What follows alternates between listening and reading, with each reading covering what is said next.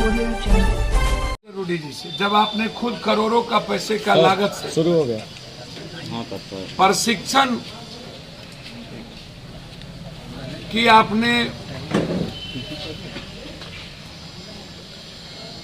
Driver प्रशिक्षण केंद्र बनाया, भारत सरकार के मंत्री उप मुख्यमंत्री सुशील मोदी, रूडी जी खुद सभी लोग उद्घाटन किए, तो इकलौता प्रशिक्षण केंद्र बंद क्यों हो गया और क्यों पैसा कहाँ गया?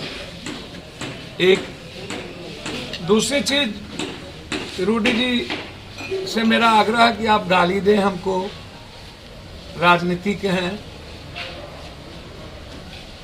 मैं ऑडियो नहीं सुनाऊंगा, एक ऑडियो में ना तो उनके लोग कह रहा कि अब अंतिम है उनका, गाली गलौज तक है, वो जरूरत होगी तो मैं आपको सुना दूंगा। उनके राइट हैंड और लेफ्ट हैंड जो है वो गाली गलौज कर रहे हैं कहीं फोन पर।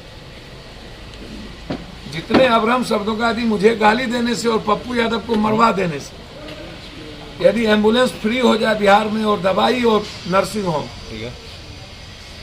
तो मरवाने की जरूरत नहीं पड़ेगी, हम खुद ही आत्महत्या कर लेंगे, आप चिंता ना करिए, या हम ही संन्यास ले लेंगे, बिहार छोड़ देंगे, कसम खा लेंगे कि कभी हम आएंगे ही। तीसरी चीज, उन्होंने पत्र में लिखा कि हमारे और एम्बुलेंस चल रहे हैं, ये एम्बुलेंस ड्राइवर का नहीं। तो पहले तो आप ये बताइए कि ये सरकार का पैसा है, जनता का पैसा है, डीएम इसके अथॉरिटी स्लिप होते हैं, वो सिग्नेचर करते हैं, आप इसको कहीं कैसे लगा सकते हैं? आप सिर्फ रिकमेंड कर सकते हैं, आप इसको किसी पंचायत में निजी लोगों के घर पे नहीं दे सकते, किसी मुखिया के हाथ में नहीं दे सकते।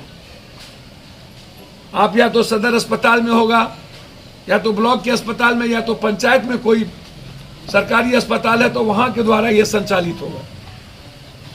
तो ये जिम्मेदारी ड्राइवर रखनी और ड्राइवर नहीं रखने की जिम्मेदारी सरकार की है। मैं बार बार कहता हूं कि इच्छा शक्ति की कमी है नेताओं के भीतर, नियत सही नहीं है, कोई प्रिंसिपल नहीं है इन नेताओं के भीतर कि कब हमको क्या करना चाहिए। जब मरने लगेंगे तो डॉक्टर की बहाली है, साल 18 के बाद आज तक बहाली नहीं हुई। ये कहते हैं कि प्रशिक्षित ड्राइवर, जब लाइसेंस किसी ड्राइवर को मिलता है तो वो प्रशिक्षित हो जाता है। किस ड्राइवर को हैवी लाइसेंस की जरूरत है और किसको नहीं जरूरत है। चौथी चीज, ये अपने ऑफिस में और अपनी बड़ी बड़ी तस्वीर लगा करके जयप्रभा अस्पताल, जहां सरकार का पैसा लगा, उसको इन्होंने कार्यालय बना लिया। कभी डॉक्टर और कभी एक भी वहां कर्मचारी नहीं रहे। एम्बुलेंस इसलिए लौटा लिया गया कि अगले लोकसभा में जो मुखिया इनको वोट नहीं दिए उनके यहां से एम्बुलेंस लौटा लिया, चुनाव के ठीक 1.5 से 2 महीना के बाद। अगले कोरोना वायरस में भी 13 महीना पहले ये एम्बुलेंस वहीं लगी हुई। मैं इन्हें चुनौती देता हूं कि यदि सच में वो बता दे, भाई आपको तो कोई लाज होगा नहीं, मंत्रिमंडल से आपको हटा दिया भ्रष्टाचार के आरोप में, तब भी आप थथरई करते हैं। आप जहां के चेयरमैन एमपी लोग के क्लब के बने हैं वहां भी घोटाला, तब भी आप थथरई करते हैं। पर्यावरण में एनजीओ आपका जांच होना चाहिए, तब भी आप थथरई करते हैं। आप के बारे में आप किस किस को क्या किए हैं मैं उसमें नहीं जाऊंगा, आपके तरह मैं ओछा नहीं हूं। कभी बीपीपा के भरोसे, कभी जनता दल, कभी बीजेपी के भरोसे, अनुकंपा पर जीतने वाला, जिनका अपना कुछ हो ही नहीं। अब वो हमें राजनीति तो मोदी जी भी करते हैं बनारस में आके, राजनीति तो गुजरात जी भी आके चुनाव लड़े। हिंदुस्तान का सरहद जी से लेके मधुलिमा, मुफ्ती मोहम्मद सईद, एमजे अकबर, चंद्रशेखर जी, अटल जी, जौहर साहब, शरद यादव, सब बिहार को और देश में सब जगह जाते हैं। देश में कोई, हमारी डेमोक्रेसी सबको इजाजत देती है सब जगह जाने, और हम एक पार्टी के हैं। मधेपुरा घर नहीं है, बिहार घर है मेरा, और हम बिहारी हैं।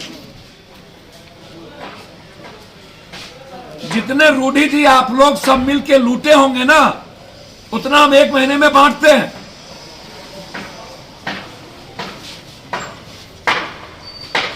एम्बुलेंस की बात करते हैं, छपरा में जितनी घटना घटी, पप्पू यादव ने 50,000 से लाख लाख रुपया पहुंचाए, और वो सारे प्रूफ के साथ। आप एक भी मर्डर और घटना में आज तक नहीं गए। लिस्ट फिरहस्त है।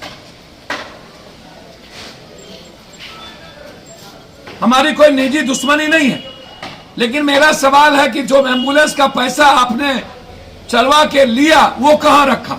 एफआईआर होना है। वो आप निजी पैसे कोष में नहीं रख सकते थे।